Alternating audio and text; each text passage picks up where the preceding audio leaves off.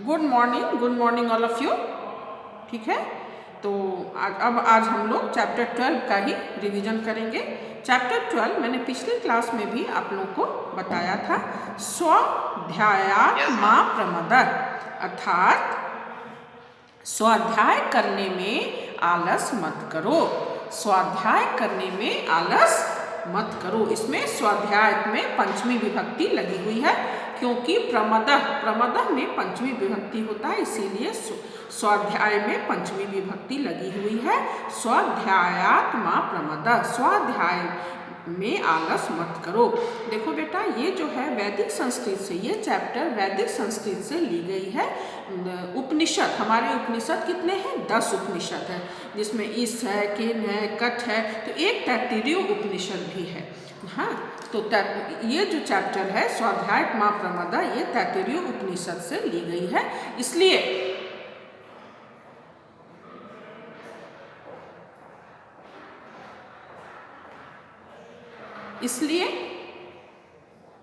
इसमें जो है इसके एक एक शब्द के अर्थ पर समझना नहीं समझना, इसके भाव को समझने की जरूरत है। ठीक है, अच्छा एक मिनट,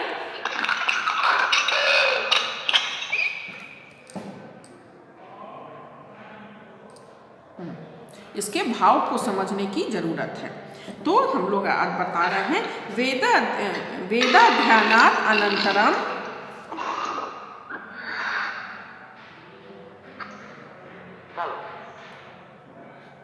एक मिनट बेटा, एक मिनट, कुछ बच्चे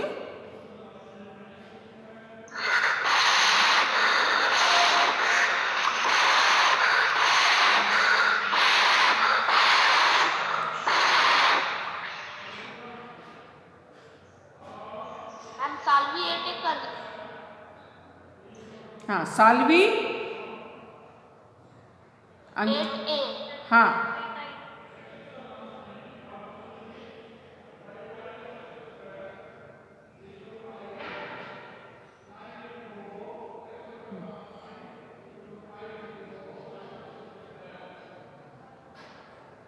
एक मिनट, हाँ चलो बेटा, हो गया एक मिनट। तो वेद के अध्ययन के पश्चात आचार्य शिष्य को उपदेश देते हैं। सत्यम वद, सत्य बोलो, धर्मम चर, धर्म का पालन करो, स्वाध्यायात्मा प्रमदः, और स्वाध्याय में आलस मत करो। देखो बेटा, स्वाध्याय का यहाँ 2 अर्थ है। एक अर्थ है स्वाध्याय मीन्स वेद की पुस्तकें पढ़ना, धार्मिक पुस्तकें पढ़ना, अच्छे ग्रंथ को पढ़ना, अच्छी पुस्तकें पढ़ना, और दूसरा इसका अर्थ है अपने आप को अध्ययन करना, अपना अध्ययन करना। तो स्वाध्याय का 2 मीनिंग है। सत्यात् न प्रमदितव्यम, सत्य को मत छोड़ो। धर्मात् न प्रमदितव्यम, धर्म पालन करने में आलस मत करो। कुशलात् न प्रमदितव्यम, कुशलता में आलस मत करो। भुत्ते न प्रमदितव्यम, भुत्ते जो है भूति, इसका अर्थ होता है धन। चतुर्थी विभक्ति यहाँ लगी हुई है, उसे धारण करने में आलस मत करो। स्वाध्याय प्रवचनाभ्याम, पेज नंबर 125, चैप्टर 12, स्वाध्यायात्मा प्रमदः। तो उसके बाद है ना, स्वाध्याय प्रवचनाभ्याम न प्रमदितव्यम, अर्थात स्वाध्याय के बाद प्रवचन बोलने में, बताने में किसी को आलस मत करो। ठीक है, देव पितृ कार्याभ्याम न प्रमदितव्यम, और देवता और पिता के कामों को करने में आलस मत करो। इसके बाद है मातृदेवो भव, माता देवता के समान होती है।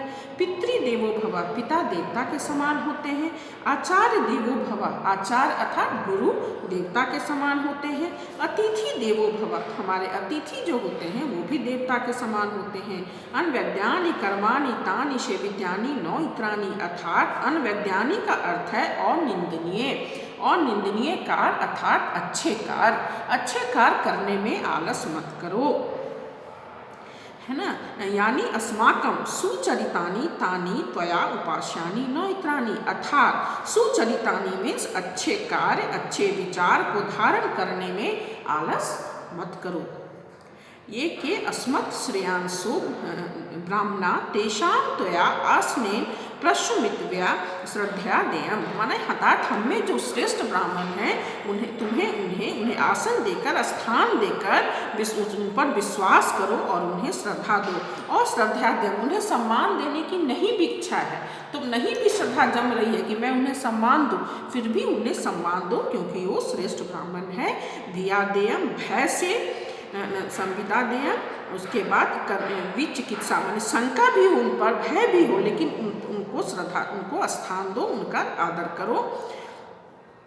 ब्राह्मण समदर्शिनो युक्ता, पक्षपात, वो ब्राह्मण जो पक्षपात, समदर्शिनो मीन्स पक्षपात रहित, समदर्शिनो मीन्स पक्षपात रहित, तो वो यदि पक्षपात रहित हैं तो उन्हें अलुच्छा है ना, उसके तो उन्हें स्थान दो, उन्हें सम्मान दो। आदृचित वाला माने अलुच्छा मीन्स आदृचित, दयालु हृदय वाले हैं तो उन्हें सम्मान दो, स्थान दो, उन्हें स्थान सम्मान देकर उन्हें स्थान दो, उन्हें आदर दो।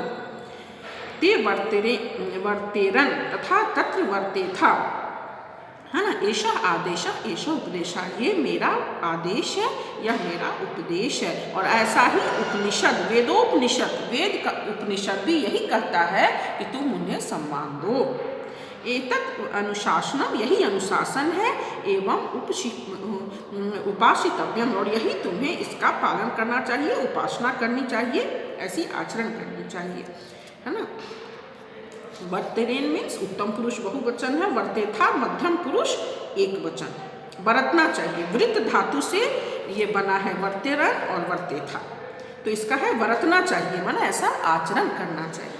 तो वर्तेन में उत्तम पुरुष बहुवचन है, वर्तेथा मध्यम पुरुष एक वचन है, ये आत्मनेपदी है, वृत्त धातु रूप है, ठीक है। अब चलो बेटा इसका turn the page and see page number 126।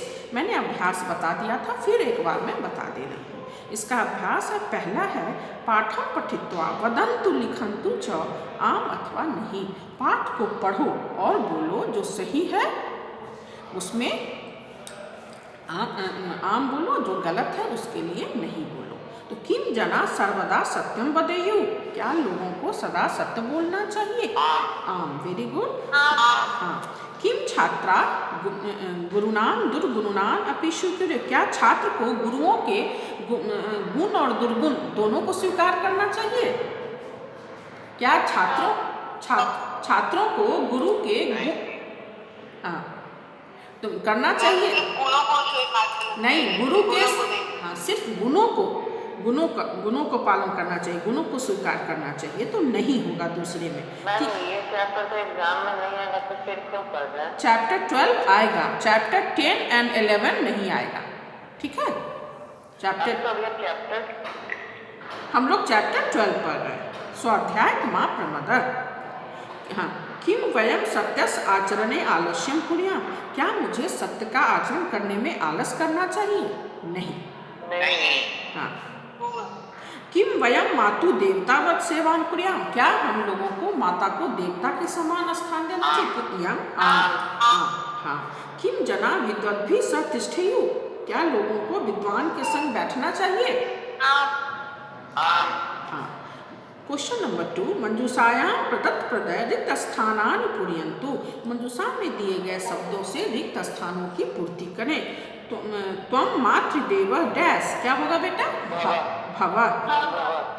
मनुष्य सदा धर्मम चरतु, दूसरे में हो जाएगा चरतु। हाँ, चरतु। तीसरे में है यूयम सर्वदा सत्यम वदत। हाँ, वदत। चौथा है छात्रा गुरु जनानाम सुचरितानि एव वद, गुरु शिष्यो परस्परम मधुरम वदताम। हाँ, तुम सर्वदा सत्यम मधुरम च पालयन्तु। हाँ, तुम्हें सदा सत्य। हाँ, ठीक है। क्वेश्चन नंबर 3, यहाँ पर्याय पद है बेटा। पर्याय पद में समान अर्थ वाले शब्द। तो पहला है उपास्यानि, उपास्यानि का क्या हो जाएगा? पालनीयानि। हाँ, पालन कर, हाँ, उपासना करने, उपासना करनी चाहिए अर्थात पालन करना चाहिए। दूसरा है सुचरितानि, तो सत्य कार्यानि, सुचरितानि अर्थात सत्य कार्यानि। अनवैद्यानि अनिंदनीयानि, अनिंदनीयानि। तीसरे में बेटा हो जाएगा अनिंदनीयानि, है ना। चौथा है स्वाध्याय प्रवचनाभ्याम अर्थात पठन पाठनाभ्याम, पठन पाठनाभ्याम। चर मीन्स पालय, पालय। इतरानी का हो जाएगा अन्यानी, इतरानी का अन्यानी। क्वेश्चन नंबर 4 1 वर्ड आंसर है जना। क्वेश्चन नंबर 2 का एक बार फिर से सारा आंसर रिपीट कर दीजिए तो। ठीक है, पहला का होगा भव, दूसरे का होगा चरतु, तीसरे का होगा वदत, चौथे का वद, पांचवें का वदता। आ बेटा एक 6 का वध होगा। हाँ ठीक है, तुम सर्वदा, हाँ हाँ बेटा एग्जैक्टली, तो 6 का वध होगा, वेरी गुड। और चौथा का पालयंतु हो जाएगा, चौथा का पालयंतु और छठा का वध। ओके, का भी रिपीट कर दीजिए ना सारा आंसर। तो एक ही चैप्टर का, हाँ बेटा कर देते हैं, तो जब पढ़ाते हैं तो ध्यान से सुनिए। उस दिन भी मैंने बताया था, आज भी मैंने एक बार बता दिया, फिर आप बोल रहे ठीक है मैं बता देती हूँ, तो फिर दूसरा चैप्टर भी तो हम लोगों को पढ़ना है ना बेटा।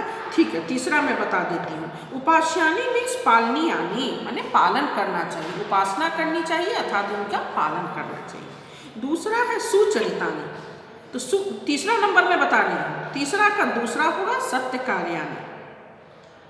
उसके बाद थर्ड नंबर होगा अनिंदनीयानि, चौथा नंबर होगा बेटा पठन पाठनाभ्याम, पांचवा होगा पालय और छठा हो जाएगा अन्यानि।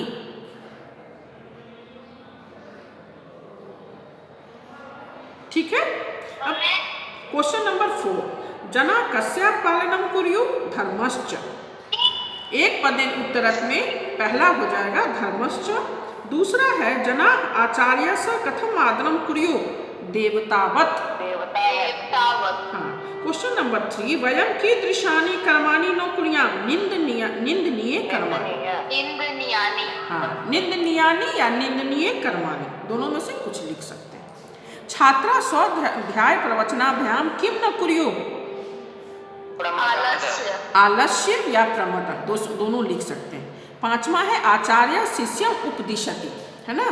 तो अत्र उपदिशति इति क्रियापदस्य कर्तृपदम किम, उपदिशति का कर्ता पद क्या है, आचार्य, आचार्य। हाँ आचार्य।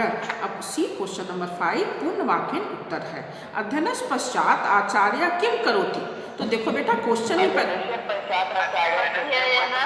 पश्चात आचार्य शिष्यान् उपदिशति। हाँ वेरी गुड। क्वेश्चन नंबर 2 छात्र कीदृशानि कर्माणि सेव्यत्यानि, अनवैद्यानि, छात्र अनवैद्यानि कर्माणि सेवित्वानि, सेवितव्यानि। हाँ, तो अनवैद्यानि। क्वेश्चन नंबर 2 का क्वेश्चन, हाँ 5 का 2 अनवैद्यानि, छात्र कीदृशानि की जगह आप लिख देंगे अनवैद्यानि या इसका मतलब हुआ अनिंदनीयानि, मतलब अनिंदनीय व्यवहार अर्थात अच्छा व्यवहार, तो अनवैद्यानि। उसके बाद फिर क्वेश्चन ही आप उतार देंगे कर्माणि सेवित्यानि। ओके,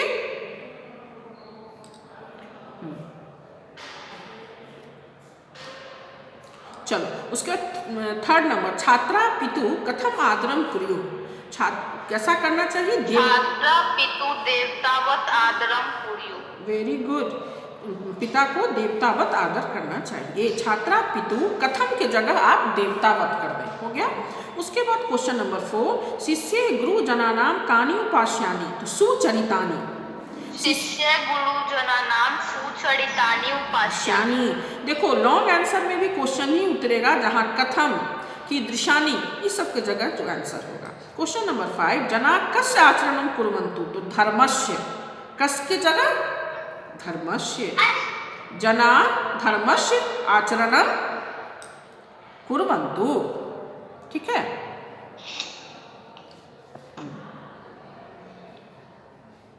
हो गया। देखो बेटा कितनी अच्छी बातें बताई जा रही है, इसलिए ध्यान से सुनिए। क्वेश्चन नंबर 6 में प्रश्न निर्माण है। आचार्य शिष्यम उपदिशति, शिष्यम अंडरलाइन है, क्या हो जाएगा? कम। शिष्यम की जगह कम हो जाएगा। क्वेश्चन 6 का 2 है, जना कार्येषु आलस्यम न कुर्वन्तु। तो कार्येषु केषु, वेरी गुड। लेकिन आप लोग पूर्ण वाक्य में लिखेंगे और लास्ट में क्वेश्चन मार्क जरूर लगाएंगे बेटा, तभी आपको पूरे नंबर आएंगे। छात्रा गुणानाम देवतावत सेवां कुर्वन्तु, गुणानाम अंडरलाइन है केशाम। आप तो आप पूर्ण वाक्य में लिखेंगे क्वेश्चन मार्क। स्वाध्याय प्रवचनाभ्याम न प्रमदितव्यम, तो काभ्याम न प्रमदितव्यम, क्वेश्चन मार्क, ठीक है। धर्मस्य कार्य प्रमद न करनीय, तो धर्मस्य की जगह क्या हो जाएगा बेटा? कस्य कार्य हाँ, क्वेश्चन मार्क। हाँ, उसके बाद देखिए बेटा 7 में है कि उचित भाव में टिक करना है। तो सत्यम वद, तो सर्वदा सत्यम वदेयु। हाँ, धर्मचर, तो लास्ट होगा सदैव धर्मस्य मार्गे चलेयु। Very good. अब देखो चित्र देखकर जो बुक में उचित लाइन है वो लिखना है। पहला में लिख दो आचार्य देवो भव, ठीक है। दूसरे में लिखो स्वाध्याय माँ प्रमद। हाँ, माँ प्रमद, बच्चे पढ़ रहे हैं तो वहाँ हो जाएगा स्वाध्याय माँ प्रमद। उसके बाद देखो प्रणाम कर रहा है तो पितृदेवो भव, लास्ट में अतिथि देवो भव। हाँ, टर्न द पेज। हम लोग अब देखेंगे पेज नंबर 130 में हम लोगों को व्याकरण पढ़ना है बेटा, कारक। तो हम लोगों ने पहले कारक और विभक्ति पूरी पढ़ ली है। प्रथमा विभक्ति से लेकर हम लोगों ने सप्तमी विभक्ति तक ये हम लोगों ने पढ़ लिया है। इस चैप्टर में यहाँ पे पंचमी विभक्ति में है आपादान कारक। उसके बाद कौन कौन सा इसमें कारक है हम लोग पहले पढ़ चुके हैं सारा। उसका चैप्टर 3 में भी था कर्ता कारक, कर्म कारक, करण कारक और संप्रदान कारक। इसमें है आपादान, संबंध और अधिकरण। तो हम लोग चैप्टर 3 में तीनों पढ़ चुके थे। यहाँ पंचमी विभक्ति है। कारक किसे कहते हैं बेटा? क्रिया के साथ जिसका प्रत्यक्ष संबंध है उसे कारक कहते हैं। तो यहाँ आपादान कारक अर्थात पंचमी विभक्ति, तो यहाँ उसका प्रयोग बताया गया है। पठन्तु अवगच्छन्तु च, गंगा हिमालयात् निर्गच्छति। जब अलग होने का भाव, अलग होने के भाव में पंचमी विभक्ति लगती है। तो जैसे यहाँ गंगा हिमालय से निकलती है तो हिमालयात्, उसमें पंचमी विभक्ति लगी। वृक्ष से पत्ते अलग होते हैं, वृक्षात् पत्राणि पतन्ति। छात्र कक्षायाः गच्छति, कक्षा से, है ना। इसमें सारे में विद्यालयात् गृहं गच्छति, विद्यालय से घर जाते हैं, तो विद्यालय से अलग हो रहे हैं तो विद्यालय से घर जाते हैं। सब में पंचमी विभक्ति लगी है। यहाँ पे देखो क्या दिया है, वाक्येषु स्थूल पदानि ध्यानेन पठन्तु। जो स्थूल पद हैं उनको ध्यान से पढ़ो। अत्र किमपि वस्तु व्यक्ति वा पृथक भवति। यहाँ कोई भी वस्तु या व्यक्ति पृथक हो रहा था, अलग हो रहा है। यस्मात् किमपि वस्तु पृथक भवति अथवा यत् पृथक करणस्य भावः भवति तत्र आपादान कारक भवति। जहाँ पृथक मीन्स अलग, तो यहाँ कोई भी वस्तु या व्यक्ति अलग हो, अलग होने का भाव हो तो उसमें पंचमी विभक्ति लगती है। तो आपादान कारक के पंचमी विभक्ति प्रयोग और आपादान कारक में कहाँ बेटा? किस में? पृथक करणस्य भावः भवति तत्र पदान। कारण पृथक के अलग होने के कारण का भाव है, पृथक होने का भाव है। एक एक शब्द का मीनिंग नहीं होता है बेटा, यहाँ भाव से समझिए। पृथक के कारण, पृथक होने के कारण, कारण हुआ इसका मतलब। उसके बाद नीचे देखो हम लोगों को रिक्त स्थानों की पूर्ति करना है। अहम डैश फलम आनयामी, आपनश होगा कि आपनाथ होगा कि आपनम होगा? आपनम। वेरी अहम मैम आपनाथ होगा ना? वही देखो यहाँ पंचमी विभक्ति पढ़ रहे हैं, आपादान कारक पढ़ रहे हैं, तो आपनम कैसे होगा बेटा? आपनम तो द्वितीय हो गया, यहाँ आपनाथ होगा। आपनाथ मीन्स बाजार से फल लाते हैं, आपनाथ होगा। दूसरा है महिला डैश जलम आहरती, सरोवरात। सरोवरात। हाँ, महिला सरोवर से जल लाती है। बालकः लताया पुष्टम त्रोटेति, यहाँ भी पंचमी लताया पंचमी।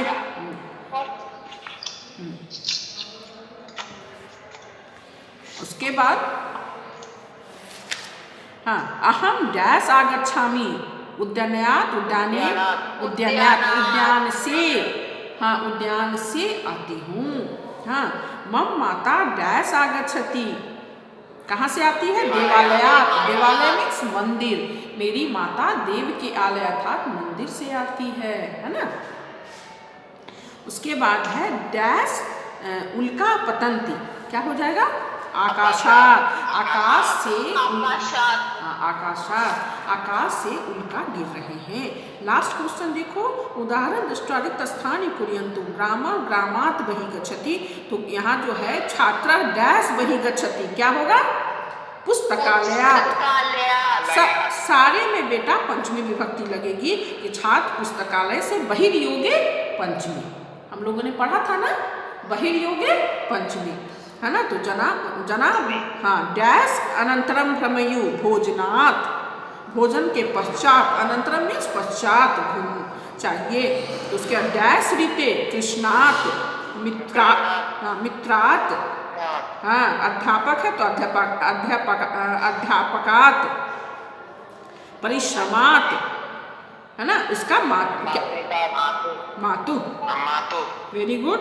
अब देखो षष्ठी विभक्ति है तो रामस्य, है ना। षष्ठी संबंध कारक में षष्ठी विभक्ति होता है, संबंधे षष्ठी, संबंध कारक में षष्ठी विभक्ति का प्रयोग होता है। जैसे राम का घर, रामस्य पुस्तकम, रामस्य गृहम, मेरा घर, मम गृहम, है ना।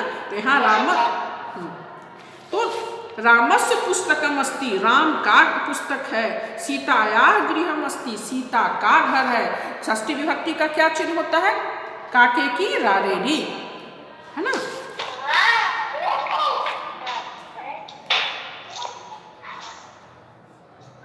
हाँ, उसके बाद पुष्पानाम, है ना, पुष्पानाम पुष्पों की माला है। काके की षष्ठी विभक्ति का चिन्ह है काके की रारेरी, तो पुष्पों की माला है। गीता महाभारतस्य अंश अस्ति, गीता महाभारत का अंश है। सब संबंध कारक षष्ठी विभक्ति है और संबंधे षष्ठी, संबंध कारक में षष्ठी विभक्ति लगती है। ठीक है, फिर यहाँ देखो अभ्यास में षष्ठी विभक्ति का प्रयोग, इदम गृहम डैश अस्ति, तो इसका हो जाएगा देवस्य। हाँ, एतत् चित्रम जनकस्य अस्ति, जनकस्य सब षष्ठी विभक्ति है। राम दशरथस्य पुत्र अस्ति, राम दशरथ के पुत्र हैं। लता रामायाः भगिनी अस्ति, लता जो है रमाया उसकी बहन है, रमा की बहन है। वने साधो, यहाँ भी षष्ठी विभक्ति, साधो आश्रम अस्ति, साधु का आश्रम, वन में साधु का आश्रम है। शिष्य मुने सेवाम कुरति, शिष्य जो है मुनि की सेवा करते हैं। फिर यहाँ षष्ठी विभक्ति का देखो नीचे प्रयोग है, वानरा डैश उपरि कुर्दंती, है ना, तो वृक्ष षष्ठी, उपरि योगे षष्ठी, तो वानर जो है वृक्ष के ऊपर कूदते हैं। मंदिरस पुरतः नदी अस्ति, उसके बाद भूमे अद्य जलम अस्ति, भूमि के नीचे जल है। तो काके की रारेरी। अब देखो हम लोग अधिकरण कारक पढ़ेंगे, सपनी विभक्ति। अधिकरण, आधार को अधिकरण कहते हैं और अधिकरण कारक में सपनी विभक्ति लगती है। आधारो अधिकरणम, और अधिकरण में सपनी विभक्ति लगती है। मैम इसमें 2 बचा हुआ है अभी। क्या बचा हुआ है बेटा? अच्छा तुम बस उसको कर लो ना, देवालय का इतना तुम नहीं समझो, रिवीजन वर्क हो रहा है ना, तो देवालय का देवालयश कर लो, गुरु का ग्रोह कर लो, षष्ठी विभक्ति का यूज करो। ये हम लोग यहाँ षष्ठी विभक्ति पढ़ रहे थे, संबंध कारक। अब देखो अधिकरण कारक सपनी विभक्ति, आधारो अधिकरण, आधार को अधिकरण करते हैं और अधिकरण कारक में सपनी विभक्ति लगती है। यहाँ देखो दिया हुआ है जले माने जल, अब उसका चिन्ह क्या है? में पै पर। सपनी विभक्ति अधिकरण कारक का चिन्ह होता है में पै पर। कर्ता ने कर्म को करण से संप्रदान को के लिए आपादान से अलग होने का भाव, संबंध काके की रारेरी और अधिकरण में पै पर। तो सरोवरे मत्स्या तरंती, सरोवर में मछली तैरती है। जले अपि जीवा वसंती, जल में भी, अपि मीन्स भी, जीव रहते हैं। तो जले जल में, सरोवरे सरोवर में पै पर, मम जनक प्रातः काले माने सुबह में घूमते हैं। अहम रात्रौ गृह कार्य माने मैं रात्रि में गृह कार्य करता हूँ। रजता डीएवी विद्यालय पठती, विद्यालय षष्ठी विभक्ति है, विद्यालय में, रजत विद्यालय में, डीएवी विद्यालय में पढ़ता है। लास्ट देखो बेटा अभ्यास, एका बालिका डैश क्रीडती उद्याने, एक बालिका उद्यान में घूमती है। वृक्षस डैश एकः बांद्रा तिष्ठति शाखायाम, शाखायाम शाखा पर, इसका चिन्ह है में पै पर, तो शाखा पर। जनाः डैश स्नानं कुर्वन्ति नदी में, तो नद्याम, नदी का षष्ठी विभक्ति हो जाएगा नद्याम, लोग नदी में स्नान करते हैं। डैश चित्राणि सन्ति कक्षायाम, पांचवा में डैश एकम उद्यानम अस्ति, तो विद्यालय, यहाँ षष्ठी विभक्ति विद्यालय, विद्यालय में एक उद्यान है। डैश पुष्पाणि विक्षन्ति, तो वाटिकायाम। Turn the page. फिर यहाँ देखो बेटा वही है, माता पुत्रे स्नेहती, है ना, स्नेह विश्वास निपुण इति पदानाम योगे अपि सब। कितने बार अभी अधिकरण कारक बार तुरंत बताए हैं ना, कहाँ थे आप? आधारो अधिकरणम, आधार को अधिकरण कहते हैं और अधिकरण कारक में सपनी विभक्ति लगती है। इसका चिन्ह क्या होता है? में पै पर, जैसे जले मत्स्या सन्ति, जल में मछली है। सरोवरे मत्स्या सन्ति, सरोवर में तालाब में मछलियां हैं। में पै पर, जल पात्रे जलमस्ति, जल पात्र अर्थात लोटे में जल है। धृत पात्रे धृतम अस्ति, अर्थात घी के बर्तन में घी है। तो घी का आधार क्या है? वो जल पात्र। तो आधार को अधिकरण कहते हैं और अधिकरण कारक में सपनी विभक्ति लगती है। जैसे अहम रात्रो गृह कार्यम करोति, माने मैं रात में गृह कार्य करता हूँ, रात में। Turn the page 124। जैसे फिर यहाँ पर फिर क्या दिया हुआ है? स्नेह विश्वास निपुण, इन सब के योग में भी सपनी विभक्ति लगती है। जैसे माता पुत्रे स्नेहती, यहाँ सपनी, जब स्नेह के योग में सपनी विभक्ति लगेगी। किसी को निपुण के योग में भी सपनी विभक्ति का प्रयोग होता है। विश्वास करने में भी सपनी विभक्ति का प्रयोग होता है। जैसे सुरेश जो है खेल में निपुण है, क्रीडे निपुणः अस्ति, सुरेश क्रीडे निपुणः अस्ति। सज्जनाया क्या होगा? सर्व का, सर्वे सबों से स्नेह करता है, तो सर्व का सपनी विभक्ति लग जाएगा। सर्वे गुरो बालका, सप्तमी विभक्ति क्या होगा? किसका? पितृ का। सुनिए मेरी बात, आप आज पढ़िएगा। आप लोग क्या करते हैं बेटा? सिर्फ हम बता देंगे एक का, आपको सारा पढ़ाई हो चुका है और सिलेबस में है, आप शब्द रूप धातु रूप याद क्यों नहीं करते हैं?